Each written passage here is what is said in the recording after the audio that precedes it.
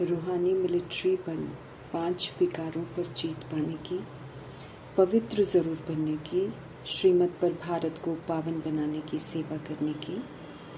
इस बेहद नाटक में हर पाठ आत्म अभिमानी होकर बजाने की, कभी भी दे अभिमान में नहीं आने की, साक्षी होकर हर एक एक्टर का पाठ देखने की। त्रिकालदर्शी परमपिता परमात्मा की हम आत्माओं के लिए आज के मुगले से शिक्षाएं। वरदाता परमपिता परमात्मा हम आत्माओं को खुशी का खजाना देकर और सत्य से परिचित कराकर सदा खुशी व मौज की स्थिति में रहने की समझ देते हैं। अपना साथ ऑफर करते हैं और समझ देते हैं कि सदा कंबाइंड स्वरूप के अनुभवी बनो। तो जहाँ बाबा साथ है वहाँ कोई चिंता करने की ज़रूरत ही नहीं है। बाप दादा हम आत्माओं को सदा ये कहते हैं कि हम सब बाप को हाथ में हाथ देकर चलें, अर्थात निराकार परमपिता परमात्मा की श्रीमत को, श्रीमत ही उनका हाथ है, तो श्रीमत रूपी हाथ में हाथ देकर चलें, अर्थात जो श्रीमत कहती है वही करें। तो जब हम श्रीमत पर चलते हैं तो बाप दादा सदा हमारे साथ रहते हैं। जब हम अपनी मन मत पर चलते हैं तब हम अकेले हो जाते हैं। बाप दादा अपना साथ ऑफर करके हम आत्माओं को कहते हैं सदा कंबाइंड रहो, अकेले मत चलो, क्योंकि अकेले चलने से ये कलयुगी वायुमंडल है चारों तरफ, तो कभी बोर हो जाएंगे या फिर कभी किसी की नज़र भी पड़ सकती है और फिर वो हमको संग दोष में ले जा सकते हैं। नज़र किसी की न पड़े हम पर, उसके लिए हमें सदा परमात्मा के साथ रहना है, बाप के साथ कंबाइंड रहना है और इस कंबाइंड स्वरूप को अनुभव भी करना है। ये नहीं कि खाली मुख से कहना है, लेकिन वाकई अगर हम उनको कंबाइंड रखते हैं तो वो अपनी अनुभूतियां ज़रूर कराते हैं। कंबाइंड स्वरूप को अनुभव करते रहेंगे तो कभी भी माया की नज़र नहीं पड़ेगी हम पर। मायावी दुनिया है, माया उन आत्माओं को पकड़ती है जो भगवान की तरफ ध्यान नहीं देते, जो देह अभिमान में रहते हैं उनको माया पकड़ती है। लेकिन जब हम कंबाइंड बाबा के साथ रहेंगे और उस स्वरूप को अनुभव करेंगे तो माया की नज़र कभी भी हम पर नहीं पड़ेगी। और एक खुशियों के सागर परमपिता परमात्मा के साथ का जब हम अनुभव करेंगे तो उसके कारण खुशी और मौज में ही रहेंगे।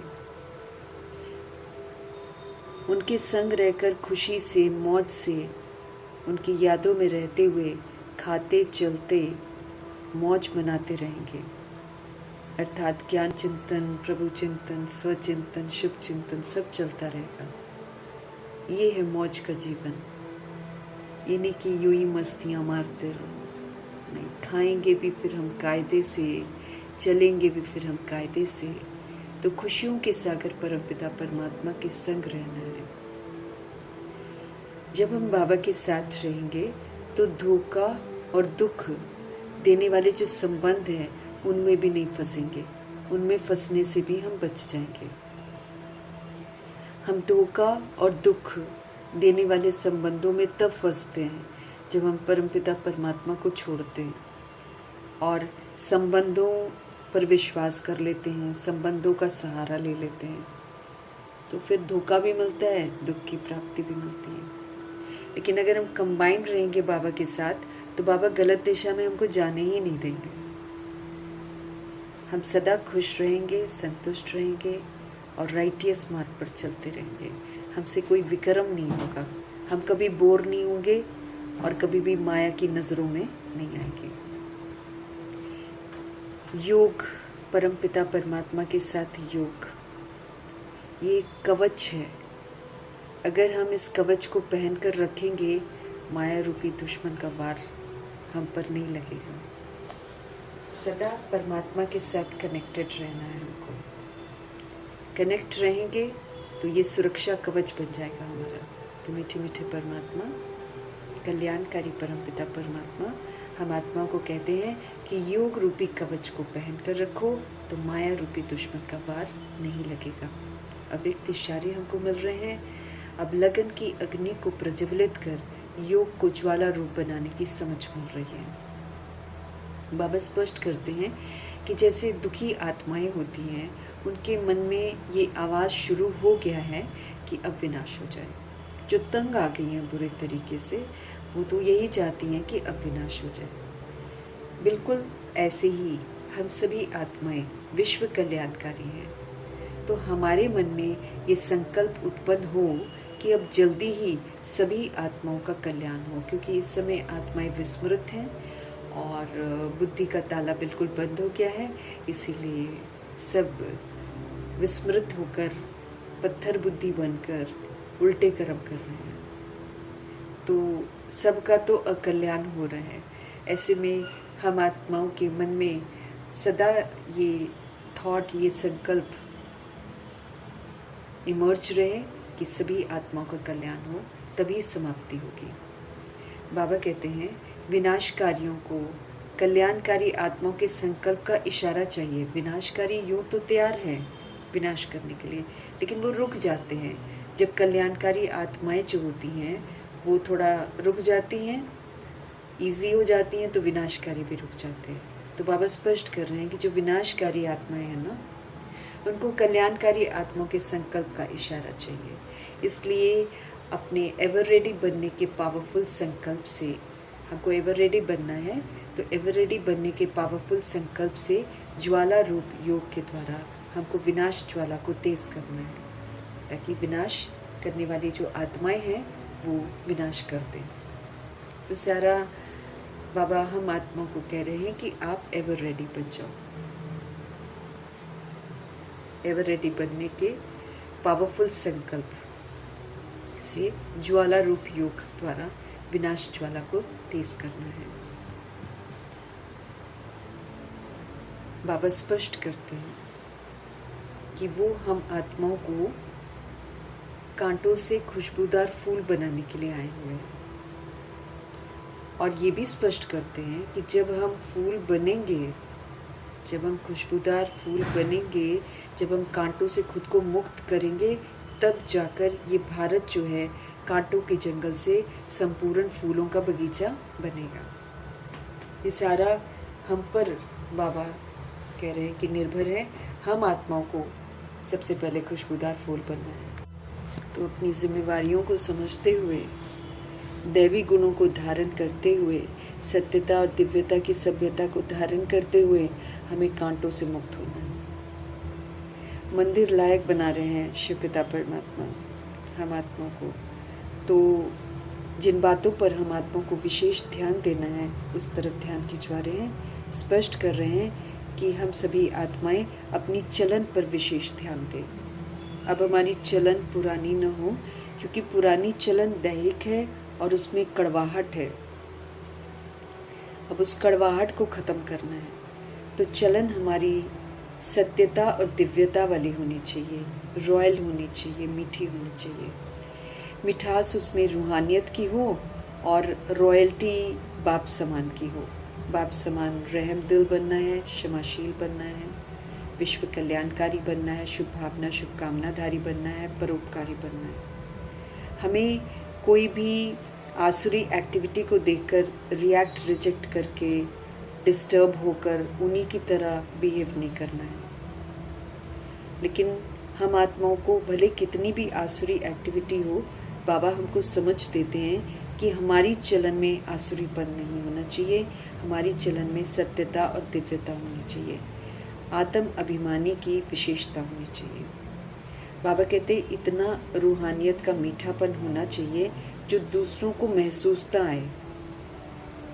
जब महसूसता होगी तो अनेकों को बाप का परिचय दे सकेंगे, क्योंकि कड़वाहट के साथ, देह अभिमान की कड़वाहट के साथ बाबा का सत्य बताएंगे, बाबा का परिचय देंगे तो किसी को समझ में नहीं आएगा। लेकिन जब हम जो मिठास होगी रूहानियत की, आत्मा आत्मा भाई की जो वृत्ति होगी, तब हम अनेकों को बाप का परिचय दे सकेंगे।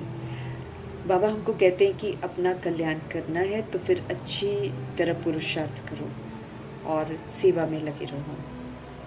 अच्छी रीति पुरुषार्थ करना है, जैसे जैसे बाबा कहते हैं वैसे वैसे करते जाना है। मनसा को निराकारी बनाना है, वाचा को निरअहंकारी बनाना है और कर्मणा को निर्विकारी बनाना है। सत्यता और दिव्यता से इसको सींचना है और फिर सत्यता और दिव्यता का सहयोग सबको देना है। दुनिया भले कितना भी बदल जाए, भगवान को छोड़ दे, लेकिन हम ये प्रतिज्ञा करते हैं कि हम कभी भी नहीं बदलेंगे, हम बाबा के साथ सदा रहेंगे। हम आत्माएं जब अपने को रूह समझते हैं तो हम बाबा के रूहानी बच्चे कहलाते हैं। बाबा हम आत्माओं को ब्रह्मा के द्वारा हर बात समझाते हैं।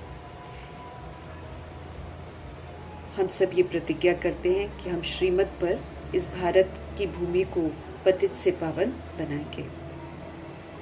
भारत को खास और दुनिया को आम, क्योंकि भारत खास इसलिए क्योंकि 5000 वर्ष का ड्रामा यहाँ चलता है, इसलिए भारत सबसे ज़्यादा पतित बन गया है। दुनिया फिर भी इतना प्रभाव गंदगी का नहीं है जितना भारत में है, और सबको हमें पतित से पावन बनाना है, रास्ता बताना है। तो इतने ख्यालात जो हैं हम सभी आत्माओं के चलने चाहिए, अपनी बुद्धि में ये बात रखनी है।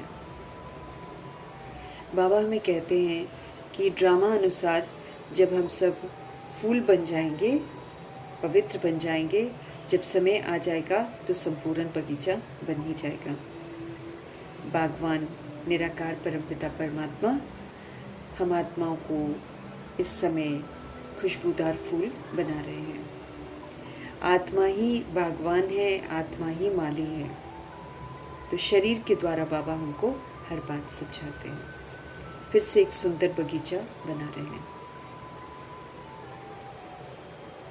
इस विश्व को फूलों का बगीचा बना रहे हैं। तो वहाँ उस फूलों के बगीचे में जाने की कंडीशन यही है कि कांटों से मुक्त होकर फूल बनना है।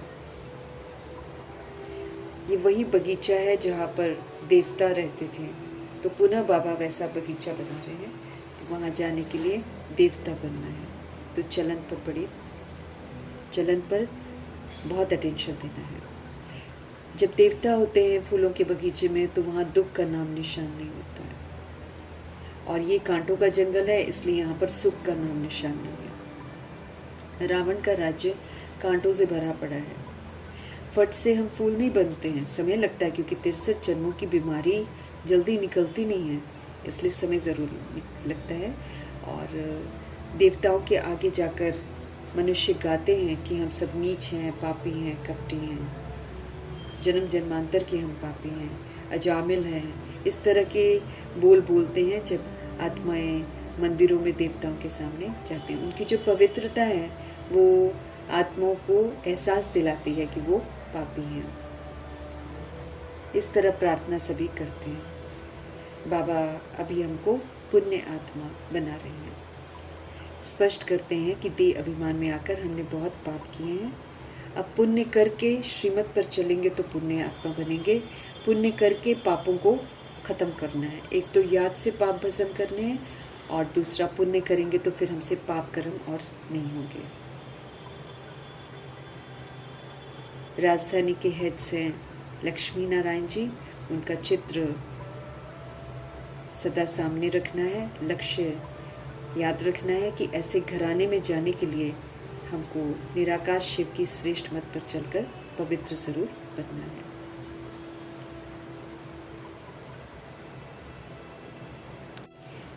शास्त्रों में कह देते हैं कि आत्मा स्टार मिसल है, लेकिन समझते कुछ भी नहीं है, क्योंकि पूरी पहचान नहीं है ना। पूरी पहचान तो शिव बाबा खुद ही आकर देते हैं। बाप ही आकर अपनी पहचान देंगे ना। तो इन लक्ष्मी नारायण का विश्व में राज्य था।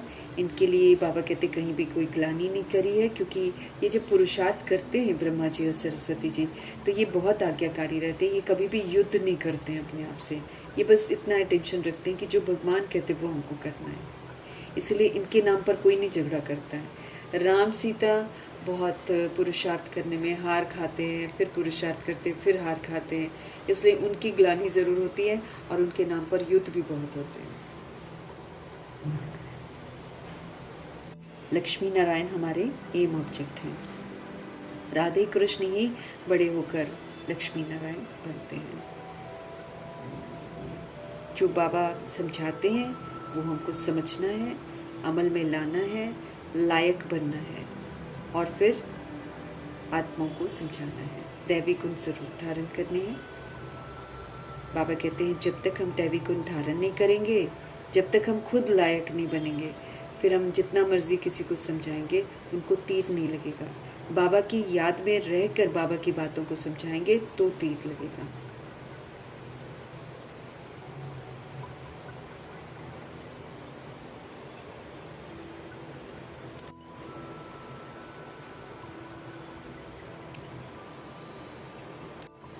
तन मन धन से रूहानी सेवा में हमको तत्पर रहना है। और जंगल से बगीचा बना रहे हैं भगवान, तो फिर जंगलपना छोड़कर सत्यता दिव्यता धारण करके इस बगीचे को स्थापन करने में मददगार हमें ज़रूर बनना है। और कोरे और सांवरे चित्र बने हुए मंदिरों में उसका राज बाबा ने समझाया है कि आत्मा पुनर्जन्म में आकर सांवरी बन जाती है। तो ये राज भी आत्माओं को बताना है और फिर से हमको गोरा बनने का पूरा पुरुषार्थ करना है। स्पष्ट करते हैं मीठे परमात्मा कि सब मंदिर लायक नहीं बनते हैं। जो प्रजा है वो मंदिर लायक नहीं बनती है, वो पूजनीय नहीं बनती है। रूहानी सोशल सर्विस करनी है और अपना जीवन इसमें सफल करना है। चलन बाबा कहते हैं बहुत मीठी सुंदर चलन चाहिए और फिर मीठेपन से, रूहानियत के मीठेपन से सबको समझाना है। अगर हमारे अंदर ही कांटे होंगे तो फिर हम किसी को फूल नहीं बना पाएंगे और फिर ना किसी को समझ का तीर लगेगा। इसलिए याद में रहकर ही हमको ये सेवा करनी है, अच्छी रीति पुरुषार्थ कर सर्विस में लगे रहना है। और बाबा कहते हैं ये भी समझाओ कि शिव जयंती का क्या राज है, सभी आत्माओं को परिचय कैसे मिले, इसका विचार सागर मंथन करते रहना है। रूहानी पिता और जिस्मानी पिता, इसका अंतर समझना है।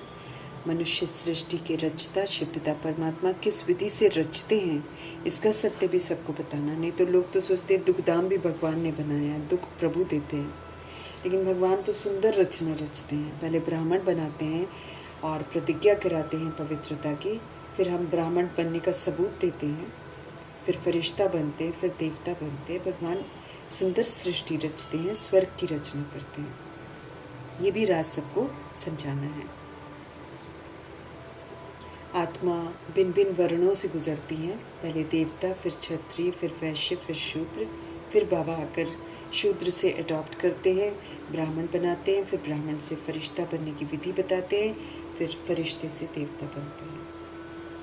कैसे बाबा नई रचना रचते हैं, कैसे हमको अडॉप्ट करते हैं, ये राज सबको समझाना है। श्रीमत पर चलकर सच्चा ब्राह्मण बनना है, फरिश्ता स्थिति बनानी है, फिर फरिश्ता बनते हैं।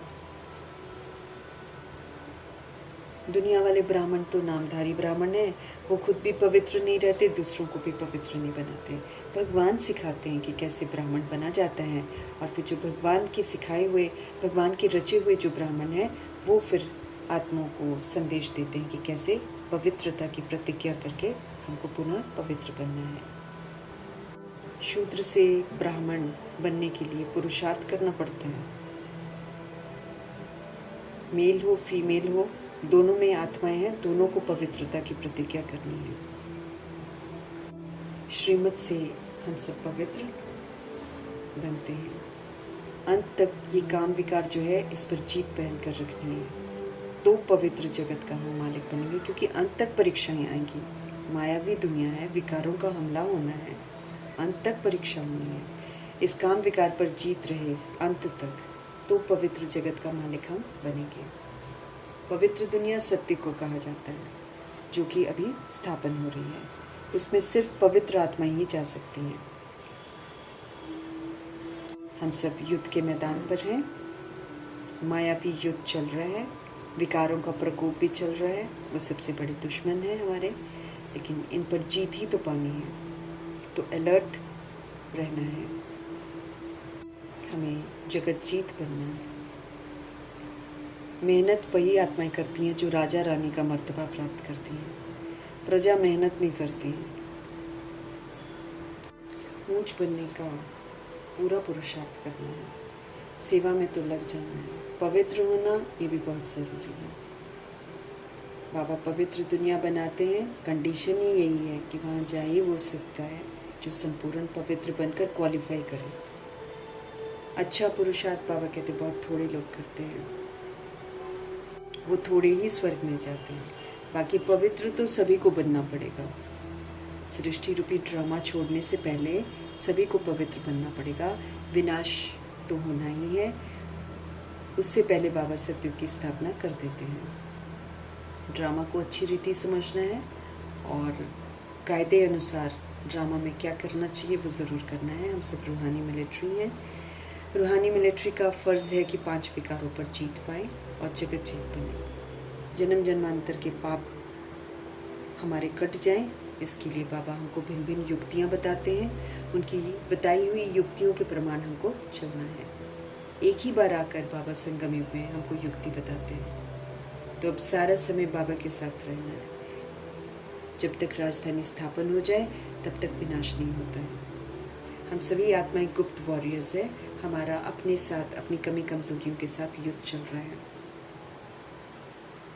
अपने स्मृतियों के संस्कार हमको रिकॉर्ड करने हैं। अपने आप को काम, क्रोध, लोभ, मोह, अहंकार से मुक्त करना है। मीठे परमात्मा समझ देते हैं कि सभी आत्माएं जो भी पाठ बजाती हैं ना, वो सारा नूंधा हुआ है। आत्माएं खुद ही नूंदती हैं। जैसे हम जो जो पाठ बजाते हैं वो हमारा रिकॉर्ड होते जाता है, फिर हम वही बजाते हैं। जैसे कि कठपुतलियाँ होती हैं ना, वैसे नाचते रहते हैं। अभी हमें अच्छी रिकॉर्डिंग करने की समझ मिल रही है, तो अच्छी करेंगे तो अच्छा पाठ बजाएंगे, और अगर हम गंदी रिकॉर्डिंग करते हैं तो फिर उसका परिणाम बुरा जो होएगा वो हम भुगतेंगे। लेकिन नूंदते हम लोग खुद ही हैं। इसीलिए इस ड्रामा को कहा जाता है कि बना बना है। इसमें जो पाठ हम लिखते हैं वही पाठ हमको मिलता है। हम खुद ही लिखते हैं। यही वजह है कि छोटा बच्चा पैदा हो जाता है तो उसकी जन्म पत्री कैसे बन जाती है, क्योंकि पहले वाली रिकॉर्डिंग है उसकी पिछले जन्मों की, वो उस पत्री में आती है। अब ये जो दोबारा जन्म होता है, इसमें उसको एक अपॉर्चुनिटी मिलती है कि वो अपनी इस पत्री को चेंज कर दे। अब ऐसे ही बाबा हमें हमारा पास्ट बताते हैं और फिर अब हमको बोलते हैं कि तुम अब सुंदर जन्म पत्री बनाओ, और फिर हमारे हाथ में श्रेष्ठ कर्म रूपी कलम देते हैं, जिससे हम अपना भविष्य बड़ा सुंदर बना सकते हैं। उसमें सुंदर सुंदर चीज़ें लिख सकते हैं, खुशहाल जीवन अपना बना सकते हैं, हेल्थ वेल्थ हैप्पीनेस कमा सकते हैं। सब कुछ हमारे हाथ में है। नहीं तो बाबा कहते जो आप लिखेंगे फिर वही पाठ हमको बजाना पड़ेगा। तो हमारे हाथ में होता है इस समय। पहले तो हमको समझ नहीं होती है, इस समय हमको समझ मिलती है कि हम अपनी पत्री को चेंज कर सकते हैं। उसमें जो लिखा हुआ है उसको हम बदल सकते हैं। हमारे हाथ में अभी है, भगवान हमारे साथ है। हम श्रीमत पर चलकर अपनी किस्मत को उज्जवल बना सकते हैं। पाठ बजाते बजाते आत्माएं तमो प्रधान बन जाती हैं, और अभी सतो प्रधान फिर से बनना है, क्योंकि हमको वापस घर जाना है। हम गंदगी के साथ ऊपर नहीं जा सकते हैं। हमारे शिव बाबा हमारे माता पिता हैं, वो यहाँ पर आकर हमको गंदगी साफ़ करने की समझ देते हैं। अब समझ से मेरे को खुद को साफ़ करना है। साफ़ कर लेंगे तो साथ में ले जाएंगे बाबा, साफ़ नहीं करेंगे तो फिर धर्मराजपुरी में हमको साफ़ किया जाएगा सज़ाओं के द्वारा। गिरने की वजह हमको पता चल गई है, इसलिए अब हमको गिरने वाला कोई काम नहीं करना है, क्योंकि गिरने से तमो प्रधान बनते हैं। अब चढ़ती कला का समय है, इसलिए अपनी मनमत पर चलकर या परमत पर चलकर, रावण की मत पर चलकर हमको उतरती कला में नहीं जाना है। हम चढ़ेंगे तो फिर औरों का भी भला हो जाएगा। ये समय कल्प में एक ही बार आता है चढ़ने का, जब हमको समझ मिलती है, तो अटेंशन रखकर चढ़ना है। बाबा को याद करते रहेंगे तो जल्दी चढ़ती कला में जाएंगे। संग दोष में आकर हमको नहीं गिरना है, क्योंकि अक्सर ऐसा होता है कि एक चलता है दूसरा नहीं चलता है तो उसको रोक लेता है। तो बाबा कहते प्रवृत्ति है ना, घर गृहस्थ में ऐसे ही होता है, एक चलेगा दूसरा नहीं चलेगा तो रुकावट आ जाती है। लेकिन हमको अटेंशन ये रखना है कि हम ना गिरें। इस समय बाबा कहते हैं दुनिया की ये हालत हो गई है कि वृद्ध भी शरीर हो जाता है तो भी आत्माओं को काम की आग लगी रहती है। तो कई आत्माएं वृद्ध शरीर में रहते हुए भी काम विकार में गिर पड़ते हैं। बाबा कहते गिर कर हम कभी ये नहीं कह सकते हैं कि उसने मुझे गिराया, ये कभी नहीं कह सकते हैं, क्योंकि गिरना नहीं गिरना ये हमारे हाथ में है। कोई धक्का थोड़ी देता है बाबा कहते हैं। तो अपनी रिस्पॉन्सिबिलिटी हमको खुद लेनी है। अगर विकारों में जाकर गिरेंगे तो बाबा स्पष्ट करते हैं कि हड्डी हड्डी टूट जाती है, बहुत चोट लगती है, फिर आत्मा को भुगतान बहुत करना पड़ता है। भिन्न भिन्न प्रकार से बाबा हमको विकारों से बचने की युक्तियाँ बताते रहते हैं। बाबा की बताई हुई बातों पर विचार सागर मंथन जरूर करना है। बाबा से मिल रहा ज्ञान सच्चा सच्चा ज्ञान है, वंडरफुल ज्ञान है, लेकिन याद में रहेंगे बाबा कहते तभी तीर लगेंगे। देह अभिमान में आ गए तो फिर हम गिर जाएंगे। बाबा हमको बार बार समझ देते हैं कि आप आत्मा हो, इसलिए आप आत्म अभिमानी बनो। आत्मा ही शरीर धारण करती है, आत्मा ही पाठ बजाती है, आत्मा को ही सुधरना है, आत्मा ही धर्म राजपुरी में जाती है, आत्मा ही शरीर द्वारा सजा भुगतती है। तो आत्म अभिमानी शुद्ध अभिमान में रहना है कि हम सोल्स परमपिता परमात्मा के बच्चे हैं, शांति धाम के रहने वाले हैं। तो हमको सतुगुणी और सत्युगी पाठ बजाना है, अपना पाठ अच्छी तरह नूंदना है और साक्षी होकर ड्रामा को देखना है। आत्मा एक शरीर छोड़कर दूसरा लेकर पाठ बजाती है, हम कुछ नहीं कर सकते हैं। और वो जब छोड़ती है, उसका रोल ख़त्म हो जाता है ना, तो वो थोड़ी पीछे का सोचेगी, वो नई रोल में जाती है, फिर नए रोल की बन जाती है। तो ये ज्ञान हमको बुद्धि में सदा रखना है। बाबा कहते हैं बुद्धि में ठहरता नहीं है ज्ञान कईयों के, तो जब तक ठहरेगा नहीं हम किसी को समझा नहीं पाएंगे और ना हम राइटियस मार्ग पर चल पड़ेंगे। इसलिए बाबा कहते हैं कि अच्छी तरह समझो। तमो प्रधान पतित आत्मा बन जाती है तो उसको कुछ समझ में नहीं आता है, ज्ञान अमृत उस पर डाला जाता है, ठहरता ही नहीं है। ये भी बाबा स्पष्ट करते हैं कि जितना किसी ने भक्ति की होती है उतना ही उसको समझ में आता है, क्योंकि भक्ति का फल ही ज्ञान है। ये साप बड़ा वंडरफुल बना हुआ है, इसीलिए बाबा समझ देते हैं कि जो पहले नंबर में पावन थे वही फिर पतित बनते हैं, फिर वही सबसे पहले फिर से पावन बनते हैं। कोई की तकदीर में नहीं है तो फिर वो लोग पढ़ाई को छोड़ देते हैं। छोटेपन से ही ये नॉलेज बाबा कहते देते रहो सबको, तो धारणा भी होती जाएगी। ये ईश्वरीय पढ़ाई है, सच्ची पढ़ाई है, इसे पूरी लगन से पढ़ना है और जो पढ़ाई कहती है वो पूरी लगन से अमल में भी लाना है। तभी हम अपना भी कल्याण कर सकते हैं और फिर दूसरों के कल्याण के निमित्त भी बन सकते हैं। कल्याणकारी परमपिता परमात्मा